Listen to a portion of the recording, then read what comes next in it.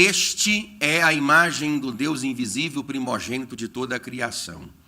Pois nele foram criadas todas as coisas, nos céus e sobre a terra, as visíveis e invisíveis, sejam tronos, sejam soberanias, quer principados, quer potestades, tudo foi criado por meio dele e para ele. Ele é antes de todas as coisas, nele tudo subsiste.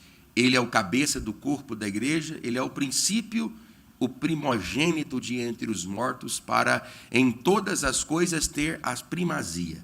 Porque aprouve a Deus que nele residisse toda a plenitude, e que, havendo feito a paz pelo sangue de sua cruz, por meio dele, reconciliasse consigo mesmo todas as coisas, quer sobre a terra, quer nos céus.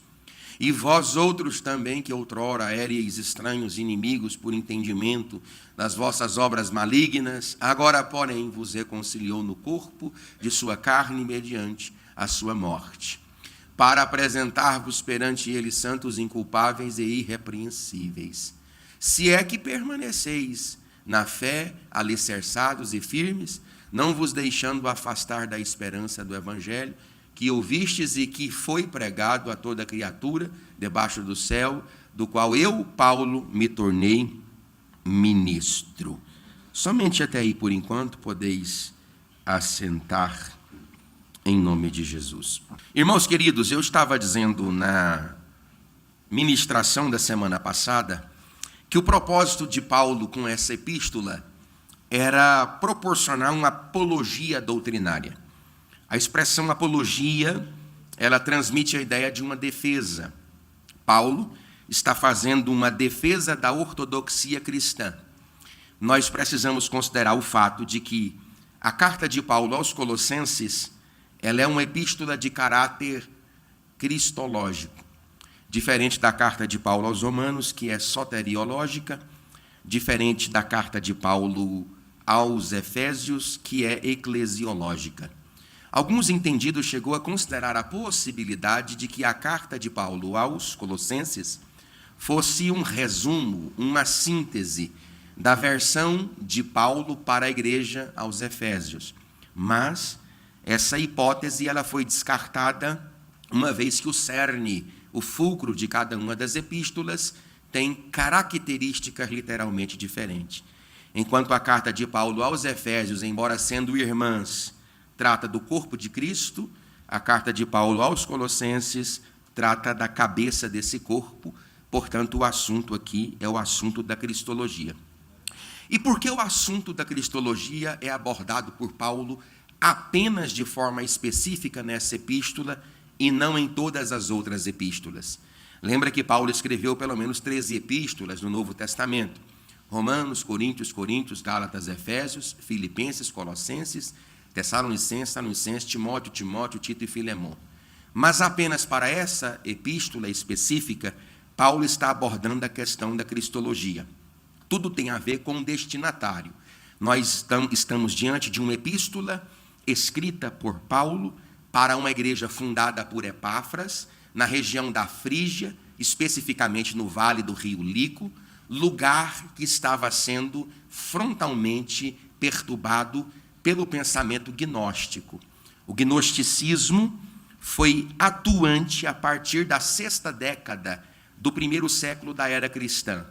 Como o apóstolo São Paulo morre entre os anos 62 ou 67, e esse texto foi provavelmente escrito no ano 60, 61 ou 62, é a única epístola de Paulo contra os gnósticos.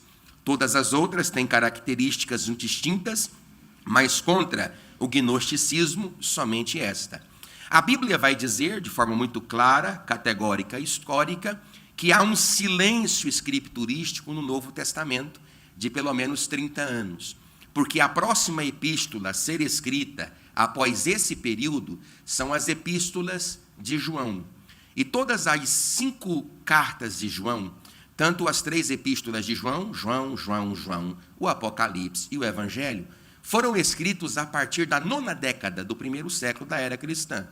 Logo, se essa carta foi escrita no ano 60, João escreve no ano 90, 3 especificamente das epístolas têm um assunto direto ligado ao gnosticismo, e o Evangelho de São João, no capítulo 1, no primeiro versículo, já é uma resposta ao pensamento gnóstico. Ele diz, no princípio, ele era o Verbo estava com Deus, o Verbo era Deus, o Verbo se fez carne e habitou entre nós. Tudo foi feito por ele, sem ele, nada do que foi feito se fez.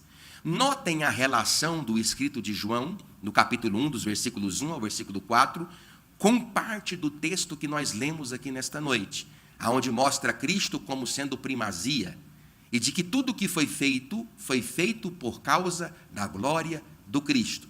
O grande problema é que os gnósticos atuavam em pelo menos 4 frentes. Primeiro, eles diziam que haviam múltiplas emanações. A palavra grega para isso é eions, ou aions, entre Deus e a criação. Paulo refuta dizendo, Cristo não é uma emanação, ele é um Deus pleno. Os gnósticos também diziam que Cristo, ele funcionava mais ou menos numa espécime de demiurgo. A expressão demiurgo é uma expressão grega para dizer que Cristo é um Deus menor, o Deus menor que criou o mundo.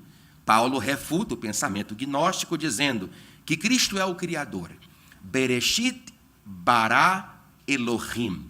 Nós temos a palavra Elohim, que é um plural majestático. Sim, é verdade, é um plural majestático. Mas Elohim transmite a ideia, por causa do mem sufit, da trindade na criação. Deus Pai, Deus Filho e Deus Espírito. Bereshit bara Elohim. Caso contrário, eu substituiria, se fosse eu, o autor desse texto, pela palavra El Shaddai. Porque de todas as 70 cognominações do Eterno, Baruch Hayá, Ové e Erie, El Shaddai é a mais poderosa. Tanto é que El Shaddai é o Todo-Poderoso. Então, por que é Bereshit bara Elohim, o plural majestático de Eloá? Lembrai-vos quando Jesus está na cruz, ele diz, Eli, Eli, lema sabachthani. As pessoas dizem, ele está chamando a Elias, mas era a forma diminutiva de Deus, o plural majestático, Elohim. Aonde está então Jesus? No verbo bará. Bará é um verbo ligado a Deus para criar. Por exemplo, eu crio este plástico, esse copo, a partir de matérias-primas. Eu crio esse papel a partir de matérias-primas. Eu crio esse pano a partir de matérias-primas. Bará é um verbo que traduz a ideia de alguém que cria tudo a partir do nada. Cria tudo a partir do nada. Aonde está Jesus na criação? No ato de criar. Vaikra Elohim, Vaiomer Elohim, e disse Deus. E quando Deus diz o verbo dá forma ao que não tem forma, ele é o Criador, tudo foi feito por ele, sem ele, nada do que foi feito se fez. Então Paulo escreve dizendo, Vereshua venetzari vemelech Yehudim, Jesus Cristo de Nazaré não é um derivado de Deus, ele é homoúsios, de mesma substância, Deus de Deus, luz de luz, coigual com o Pai. Ele é esse Deus e esse Deus está aqui nesta noite. A terceira verdade, os gnósticos negavam que Cristo pudesse ter um corpo.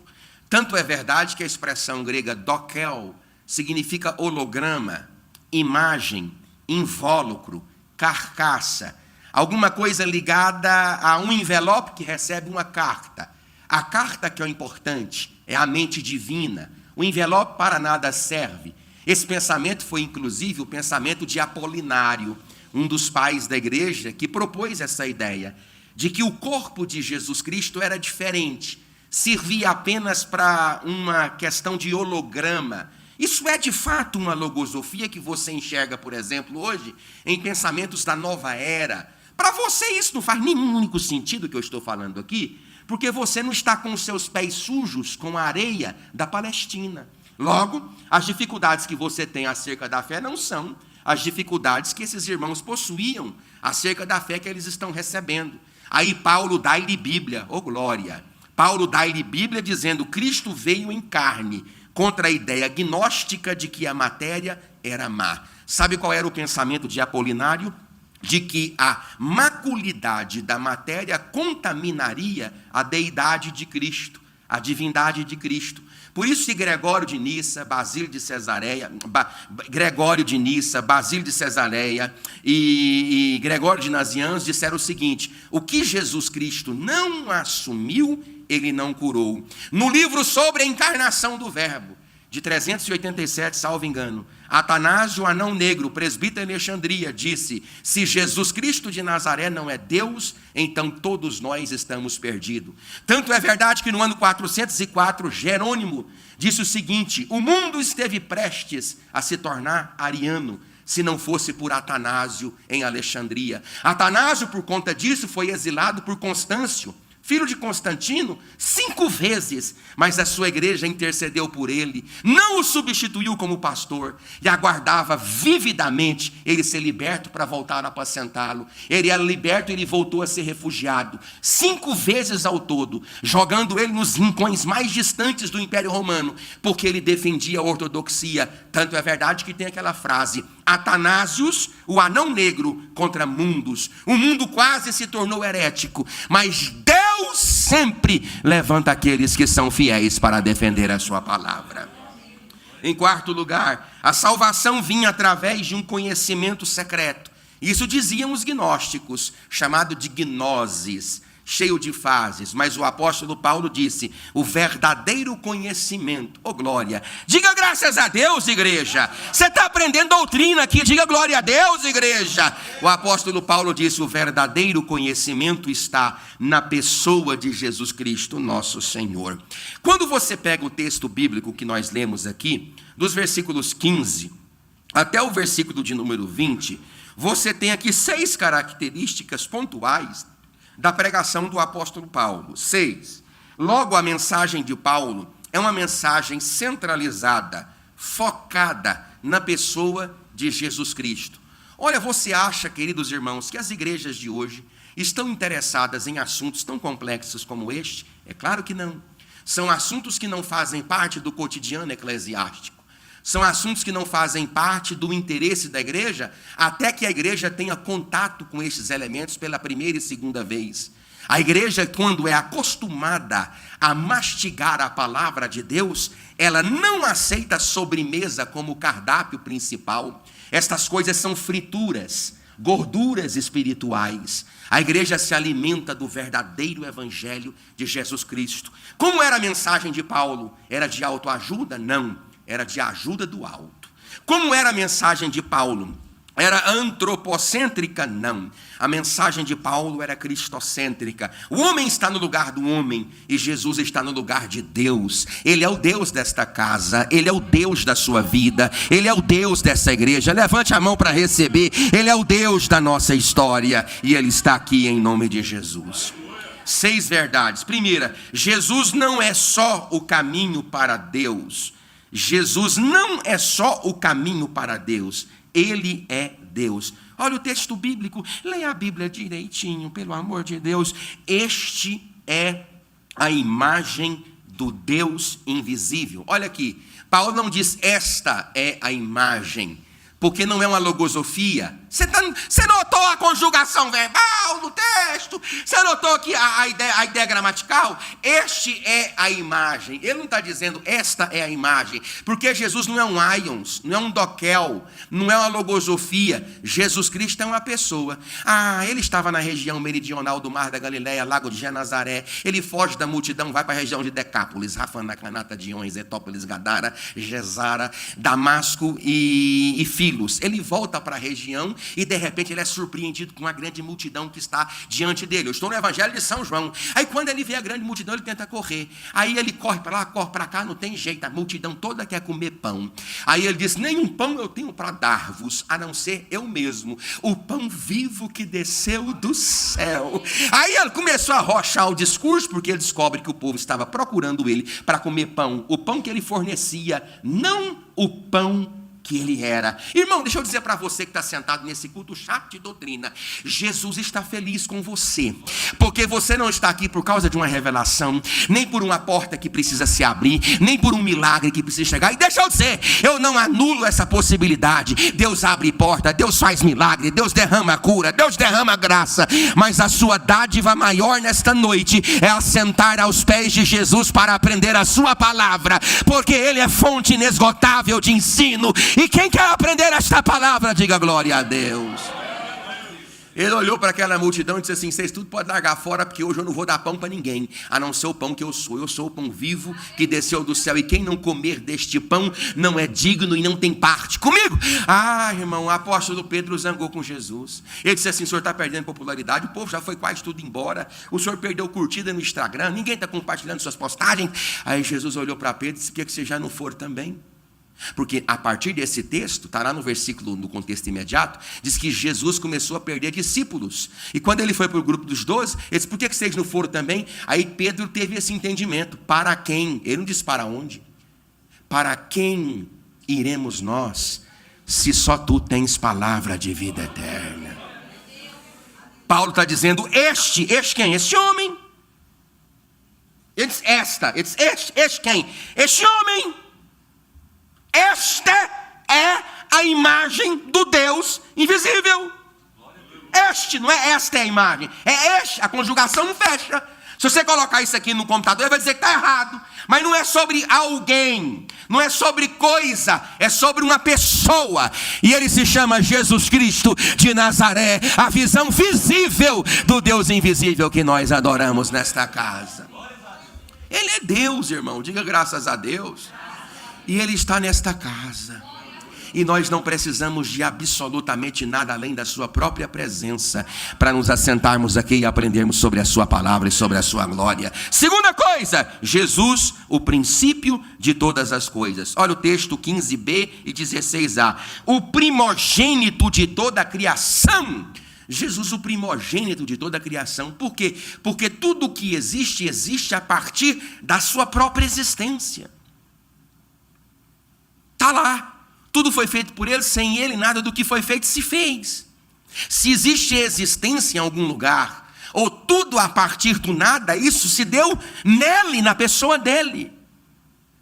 Por isso que nós não temos como compreender. Tem um princípio de quinosis, do grego, que é ele se esvaziou completamente. Nós administramos sim, de fato, esta ideia de que não parte das suas capacidades, mas parte das suas permissões estão escravas à sua nova natureza enquanto estava aqui na terra, que é o que nós chamamos de teantropia, de communicatio idiomatum, de união hipostática. A natureza humana com a natureza divina, a natureza divina com a natureza humana. Então é provável que a estrutura antrópica, embora sabendo que Lázaro está morto, não pudesse ao mesmo tempo que estava ali, estar lá, porque ele estava reduzido às limitações naturais do corpo humano. É a comunicação das naturezas. Então, mas eu entendo a partir desse texto bíblico que todas as coisas foi feita por meio dele. Então ele é o primogênito de toda a criação.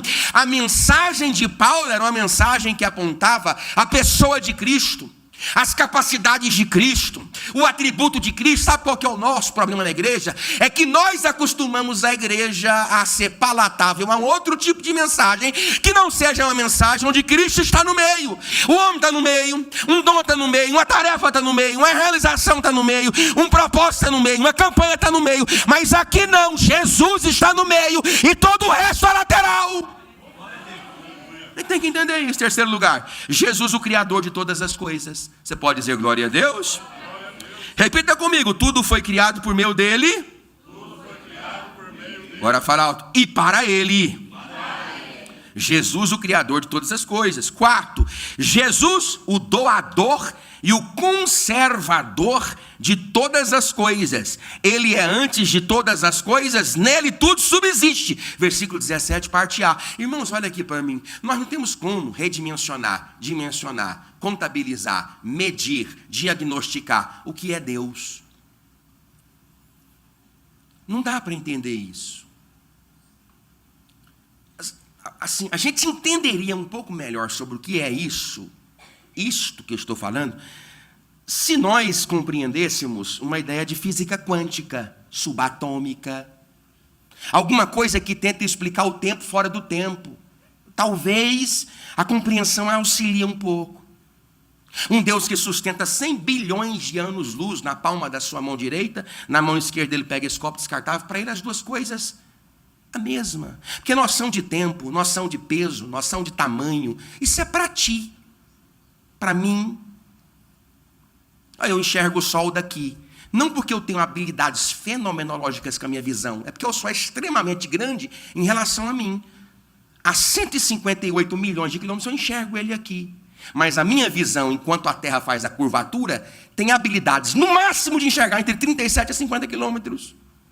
Então eu enxergo daqui o Sol, a Lua, por causa da grandeza desses astros. Mas Deus está fora desse tempo. Porque tudo foi criado nele e ele conserva tudo que criou, nele mesmo. Não é panteísmo, tudo é Deus. Não, é que tudo existe e coexiste nele. Por exemplo, passado, presente e futuro são noções cronológicas do tempo que nem nós compreendemos. Tudo isso em Deus subsiste ao mesmo tempo. Passado, presente e futuro. Pastor, eu vou ficar doido. Claro que você vai. Por isso que Paulo, quando começava a ficar doido, ele dizia: quem, pois, compreendeu a mente do Senhor? Ou quem foi o seu... Ele diz: ó, profundidade das riquezas, tanta sabedoria como do conhecimento. Isaías, irmãos, vai ler Isaías, 2.182 expressões diferentes no texto do profeta Isaías. Muito mais do que nos Salmos, que são 2.150. E nos Salmos tem Davi, tem Asaf, tem Emã, tem Etan, tem Salomão, tem Moisés, tem os filhos de Coré escrevendo. Isaías 2.182. Quando ele começou a tentar entender Deus, para, Isaías, para.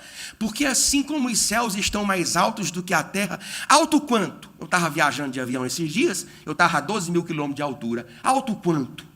Assim como os céus ali no plural, Ramaim, fala de águas de lá. A palavra hebraica para céu é águas de lá. Ramai, os céus têm que altura da terra? Assim como os céus estão mais altos do que a terra, alto quanto? Ninguém sabe. Assim são os meus pensamentos mais elevados do que os vossos pensamentos, e os meus caminhos mais elevados do que os vossos caminhos. Para de tentar me entender, que você vai ficar doido. Não dá para entender ele. Por quê? Porque ele é Deus. Diga glória a Deus, igreja. Aí você passa um abacaxi na sua vida, você quer tentar entender? Para com isso. Deus está no controle da sua casa. Deus, levanta a mão, irmão, levanta para receber. Deus está no controle da sua vida. Jesus, o caminho para a eternidade. Diga glória a Deus, igreja. Olha, ele é antes de todas as coisas, nele tudo subsiste. Ele é o princípio, primogênito entre os mortos. Repita comigo: primogênito entre os mortos. Aí você tem duas citações que são fenomenais e que cabem bem aqui, presbítero Éder. Primeiro, que nós somos uma história cíclica do pó ao pó. Do pó que somos ao pó que seremos. Pois só quando o vento assopra que o pó se levanta. Cessa o vento e o pó cai. Por isso Deus fez o homem do pó da terra e soprou nas suas narinas o fôlego de vida. No dia que Deus chamar este vento, este pó vai cair. A única diferença entre este pó e o pó que está no meu sapato é que eu sou um monte de pó nas mãos de um Deus que resolveu me amar. Não dá para você entender isso. Morte, tu morrerás. Tu pensas que és a tal, a senhora de todos os horrores, só porque venenos e armas são instrumentos pelos quais os homens chegam perto de ti e morrem? Morte, tu morrerás, porque tu és apenas a parábola de um sono. Sabendo disso, meu Senhor me faz repousar todas as noites, para que no dia que os amados da minha família me veres repousar em teus braços, portanto morto, eles já não se assustarão, porque morte, há uma esperança para mim, não há uma esperança para ti, porque tu és apenas a parábola de um sono. Há uma sentença favorável para mim, não para ti. Portanto, eu estarei vivo e presente no teu funeral, porque eu conheço um Deus que te venceu, que venceu a morte. Ele se chama Vereshua, Venetzari, Vemeler e Erudim, Jesus Cristo de Nazaré. Ele é o primogênito da eternidade e da ressurreição. E os abestalhados dos fariseus, dos saduceus, bicho, eles viram lá a plaquinha, a plaquinha que o Pilatos colocou, é esse nome, Vereshua Venetzari Vemelech Yehudim. Era o que estava escrito lá em hebraico, lá, naquela coisa, na placa. Aí eles foram tudo atrás de Pilatos. Tira esse nome de lá, porque o nome, o acróstico do nome era o nome do Eterno, o tetragrama, Yud Rei Vav Rei, só por isso. Porque Jesus não estava morto, então pronto. Eles não tinham conseguido levar a cabo a missão que iniciaram 3 anos antes? Conseguiram, mataram ele. E qual é o problema? O acróstico de Vereshua Venetzari Vemelech Yehudim é Yud Rei Vav Rei, o nome do Eterno, no Antigo Testamento. Aí eles assustaram, tira lá. Disse, não, porque olhando para Jesus no Calvário, estava olhando para um Deus morto. Se é o nome do meu Deus, não pode o meu Deus morrer. Mas eles não sabiam, glória, que Jesus é Deus de Deus, luz de luz, igual com o Pai. Ele mesmo entregou a sua vida, ninguém forçou ele a fazê-lo. Mas no 3º dia, levante a sua mão, ele ressuscitou dos mortos. Ele é o primogênito da eternidade. E todos nós ressuscitaremos com ele para a glória do nosso Pai. Em último lugar, Jesus é a reconciliação de Deus. Diga glória a Deus. E o texto diz aqui ainda assim, reconciliou a todos consigo mesmo. Irmão, está tudo na Bíblia, sabe, Diaconisa Irmã Cecília. O problema é que a senhora e eu lemos a Bíblia e não entendemos. Mas lá no Salmo 23 diz, Senhor, por amor do teu nome. Sempre é por amor do nome de Deus. Jesus, quando fez essa obra, ele fez essa obra para que você se reconciliasse com ele mesmo. Quando Deus olha para você, tem um filtro, se chama Jesus Cristo. Por isso que você não morre. Porque ele assumiu a sua conta, a sua dívida. Jesus Cristo morreu no nosso lugar. E por ele ter morrido a nossa morte, ele deu de crédito a vida que ele tem diante de Deus. Olha aqui que engraçado. Adão foi o único homem que surge diante de Deus, tendo em si o pecado de ninguém e peca. Jesus foi o único homem que colocou os pés nesta terra e surge diante de Deus, tendo o pecado de toda a humanidade, antes, durante e depois dele. Mas ele não peca, porque ele é o Cordeiro de Deus que tira o pecado do mundo. Você pode dizer glória a Deus? Glória! E o que Jesus fez por nós? Está no 21. E a vós outros também, que outrora éreis estranhos e inimigos no entendimento pelas vossas obras malignas. Agora, porém, vos reconciliou no corpo de sua carne mediante a sua morte, para apresentar-vos perante ele santos, inculpáveis e irrepreensíveis. Se é que permaneceis na fé, alicerçados e firmes, não vos deixando afastar da esperança do evangelho que ouvistes e que foi pregado a toda criatura debaixo do céu, do qual eu, Paulo, me tornei ministro. 5 coisas eu separei para vocês aqui, baseado nesse texto bíblico, sobre o que Jesus fez por nós. Número 1, me libertou da minha ignorância. Olha o que eu vou dizer, olhe para o pastor, me libertou da minha ignorância. Vamos repetir, me libertou da minha ignorância no 3, 1, 2, 3. Me libertou da minha ignorância. De novo, 1, 2, 3. Olha o texto bíblico. Inimigos no entendimento pelas obras vossas malignas. Você notou aqui a conjugação dos termos? A gramática? Notou? Você notou essa frase? Inimigos no entendimento pelas vossas obras malignas. A ideia é, as vossas obras diante de Deus, que são más, corroboram a ideia de que vocês não compreendem absolutamente nada sobre Deus. Por isso que eu estou colocando vocês para ler, não é para sentir. Para que vocês aprendam. A capacidade que a igreja tem de se levantar idônea diante de Deus não é experimental, emocional, é metanoia, é entendimento. A primeira coisa que Deus vai fazer para tornar o público livre para se levantar diante de Deus é enxertar informação e conhecimento. Não estou falando de logosofias, filosofias, sincretismos, miscigenações. Estou falando de alimento que desce do trono da graça, palavra de Deus ministrada na igreja. Paulo está dizendo, olha o texto bíblico, inimigos no entendimento pelas vossas obras malignas. Paulo está dizendo, as vossas obras diante de Deus provam que vocês não conhecem absolutamente nada sobre Deus. Ninguém conhece sobre Deus a partir de elementos experimentais. Nós conhecemos sobre Deus a partir do que já está revelado. Sabe qual é o maior problema de alguns irmãos piedosos com relação ao movimento pentecostal de modo geral? É que nós, do movimento pentecostal, suplantamos a autoridade das Escrituras por causa da experiência. Experiências espirituais são interessantes, são louváveis, são justas, são honestas, desde que elas estejam debaixo da autoridade escriturística. A autoridade escriturística está além de quaisquer manifestações espirituais. Paulo chegou a dizer: se mesmo um anjo do céu vos propor um outro evangelho, para além do evangelho que eu tenho proposto, amaldiçoe esse anjo.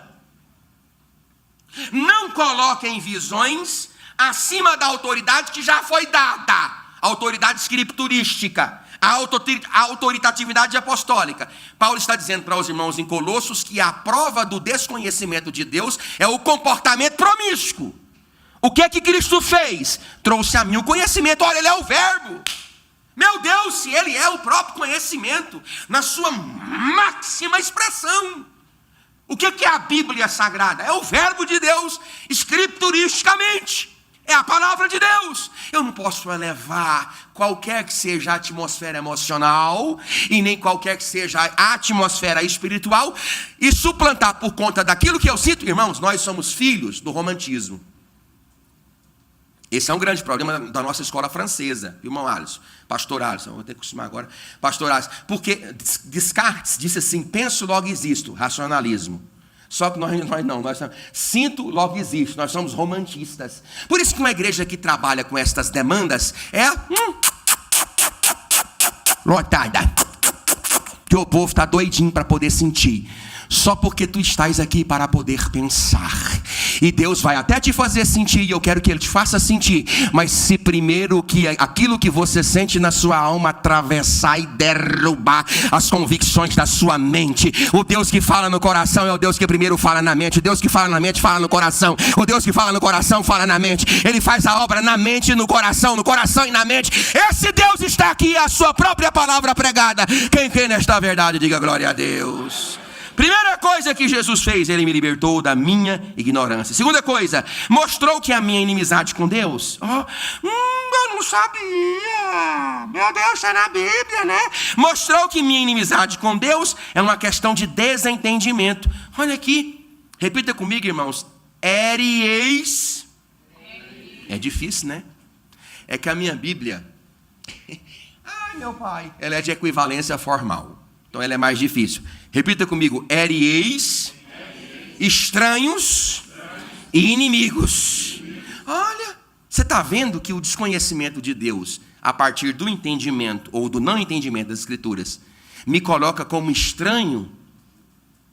Irmãos, preste atenção, a cada ano são catalogados 2.000 novos títulos da literatura cristã. E nós nunca vivemos um grau de analfabetismo bíblico dentro da igreja, como se vê atualmente. 54,68% dos pastores nunca leram a Bíblia.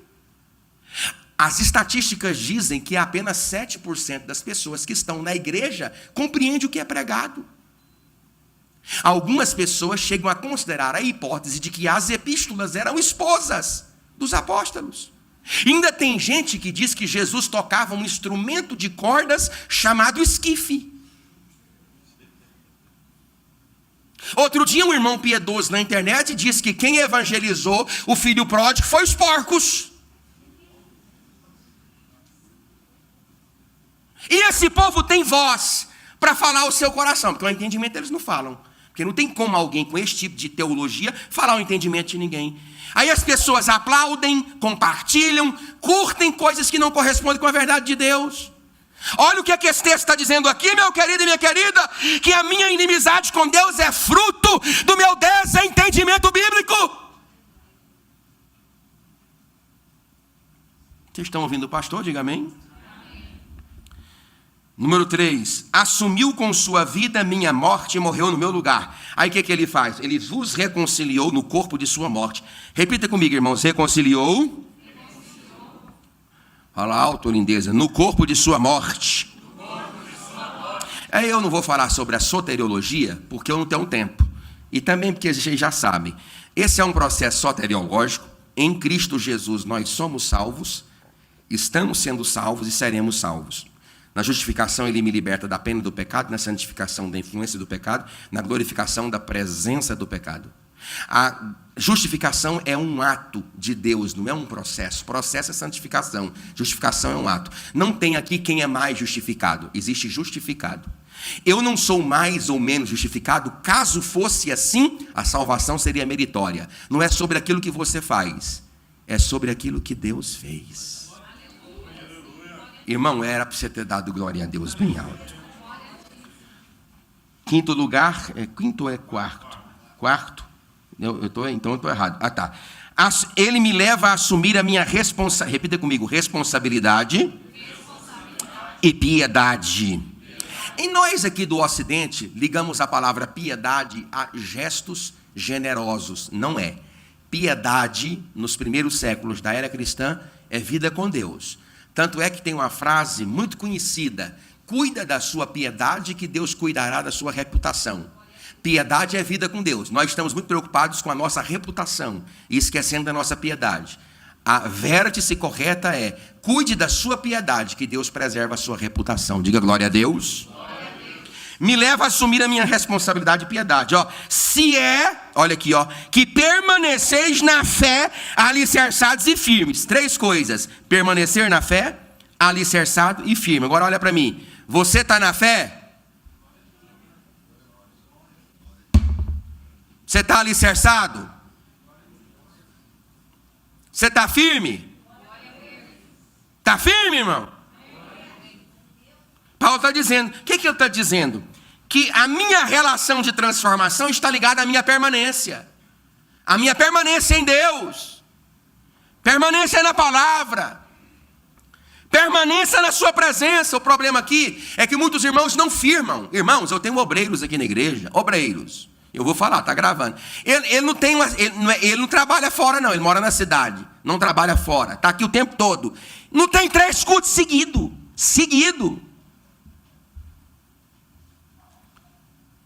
Ele não tem uma sequência de cultos seguido. Como que você vai experimentar uma transformação se o trabalhar de Deus não é resultado, é processo?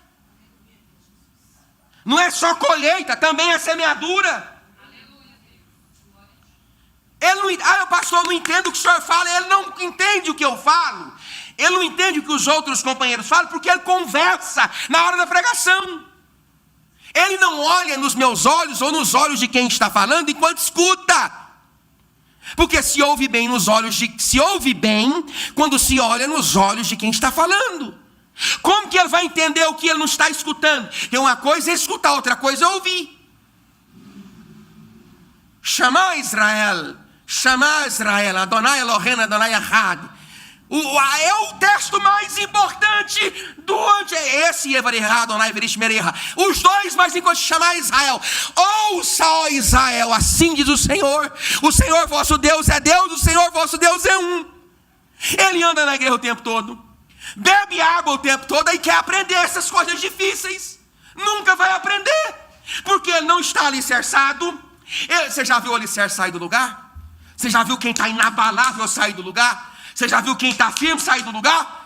Não está, porque ele está fixado, ele está firme, ele está antenado, ele está aqui para receber de Deus a graça. Olha, você pode até não crer que quando eu abro a boca, Deus sai pela boca, mas eu estou crendo que enquanto a minha boca está sendo aberta, Deus está saindo por esta boca, e Ele sai para resolver o problema, para curar a sua vida, para plantar a glória de Deus na sua alma, e transformar aquilo que você precisa, para ser transformado debaixo do poder da glória de Deus. Então eu não creio, então nós vamos rasgar a Bíblia, porque eu creio que a Bíblia sagrada é a palavra de Deus, e quando ela é pregada, a palavra é pregada, e ela, quando é falada, a glória de Deus entra em ação, e mistérios da parte dele acontecem. Então Paulo leva os irmãos a entenderem que eu preciso assumir responsabilidade e piedade, se é que permaneceis na fé, alicerçados e firmes. 5º lugar e último: a observância das verdades pela pregação.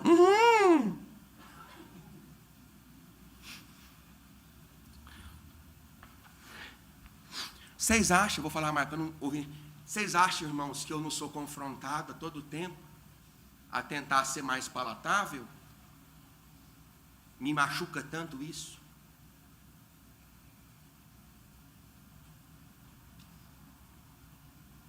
Porque eu tenho as convicções que eu possuo.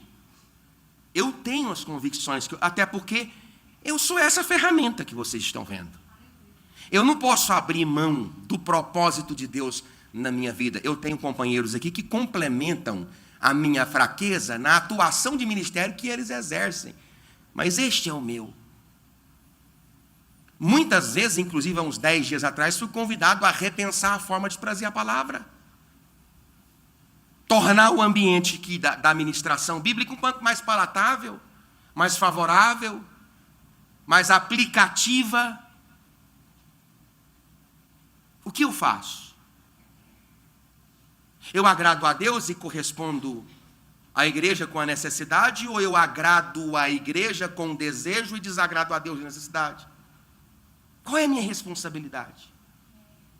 Qual é o meu papel de pastor? Poimen no grego, guardar enquanto pasta. Roir, de um radical do hebraico, roar. Rain, olho. Resh, cabeça.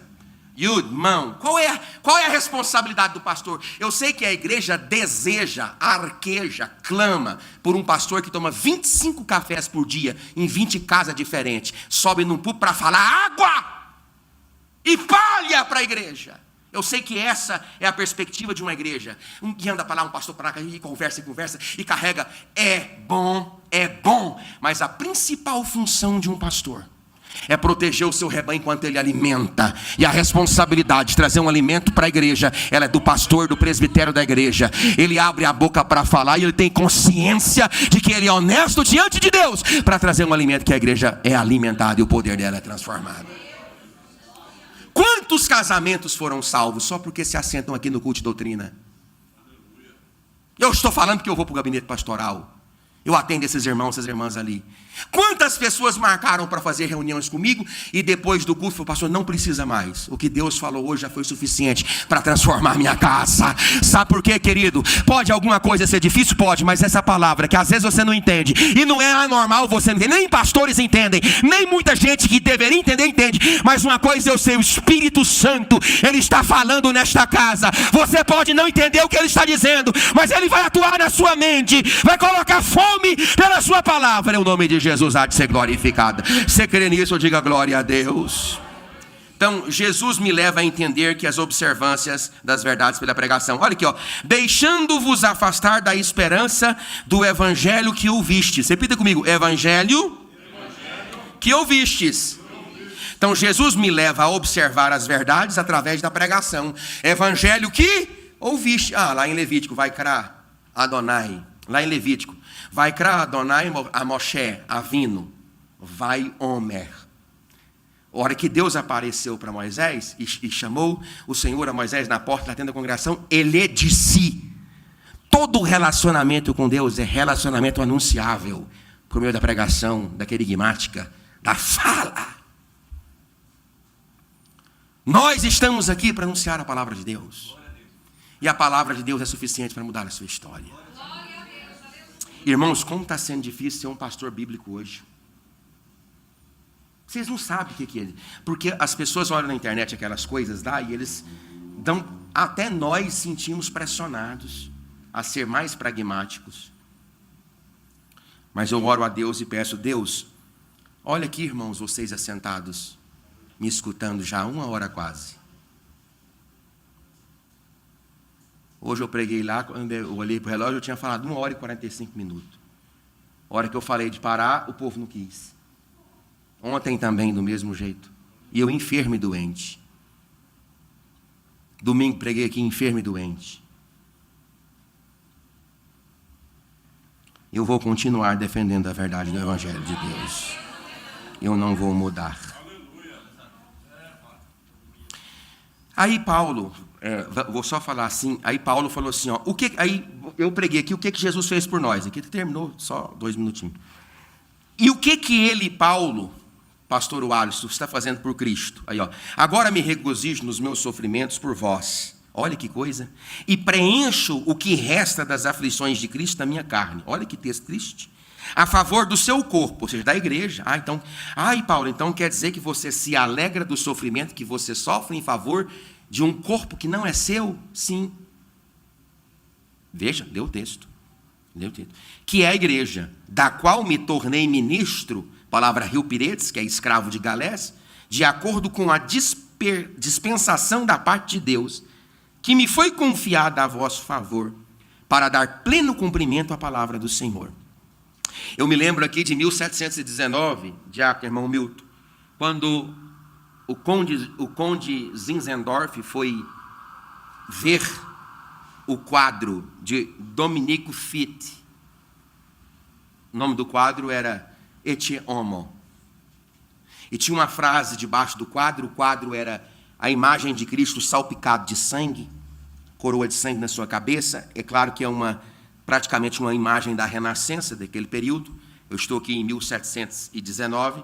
E a frase hoc ti feci pro ti, quid face pro mi, que em latim alguma coisa mais ou menos assim: isto eu fiz por ti, o que tu fazes por mim? Esse quadro só, apenas esse quadro, mudou a história do mundo.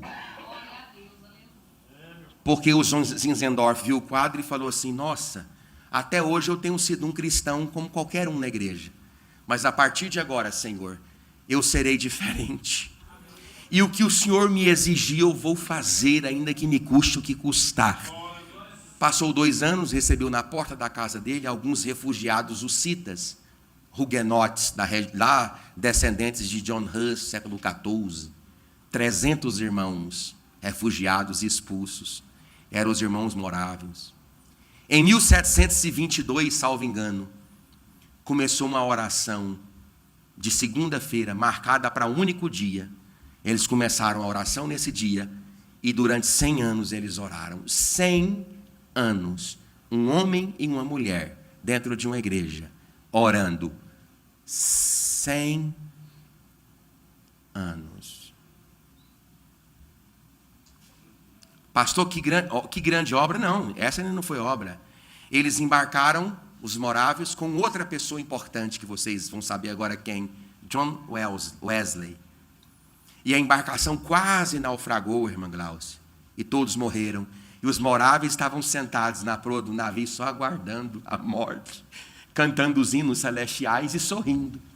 John Wesley viu aquilo e falou assim: não tem condições, eu estou desesperado e esse povo está alegre. Perguntou para eles: o que vocês são? Somos cristãos. Eu também sou, tem algo errado comigo, tem algo errado na minha fabricação. E aí eles conseguiram ancorar o navio, e o Wesley foi lá na rua, não sei se é Aldersgate, para assistir um culto lá. Aí chegou no culto, sim, eita pastor, poder, né, Retefly, né, Eleutério, não, o culto era assim, eles lendo um comentário teológico de Martinho Lutero, da Epístola aos Romanos, John Wesley assentou, disse que aquelas palavras foram... Eu estou falando de um comentário de Lutero. Vai ler, irmão. Pega na internet para você ver. Não é culto doce, não. Não, eu estou falando de gente que... Eu estou dizendo para você que esse povo reunia na igreja para entender o Evangelho. Para aprender o Evangelho. Diz que aquelas palavras lidas pelos irmãos moráveis entraram no coração de John Wesley com um poder tão entusiasmante. Só um discípulo de Wesley, chamado Francis Ausdery, só um discípulo de Wesley, impactou na Nova Inglaterra 200.000 pessoas. Um obreiro, um recleclé da igreja, um obreirozinho, 200.000 pessoas. Por isso que Wesley disse aquela frase do Wallace, pastor Wallace, desculpa: dai-me 100 homens que não temam nada além do pecado, e que não desejam nada além de ti, Senhor, e eu balançarei o mundo.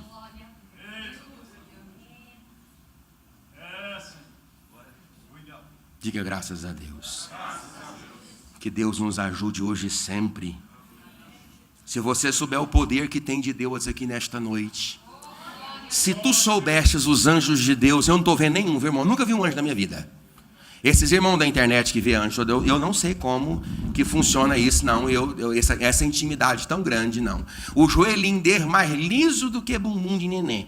Aí vê anjo toda hora. Eu não estou vendo nenhum anjo, mas eu tenho certeza absoluta que os anjos de Deus cantam entre nós nesta noite, porque a glória dessa palavra é pregada e o nome de Jesus é glorificado dentro desta igreja, e a transformação na sua vida e na sua casa, no seu casamento, na sua história. O diabo vai pegar a mala fedorenta dele e vai sair da tua casa. Os teus filhos serão libertos, a tua casa será transformada, o nome dele será exaltado. Jesus de Nazaré, ele será o Deus eterno da sua família, e o nome do Senhor nosso Deus há de ser adorado para todos sempre.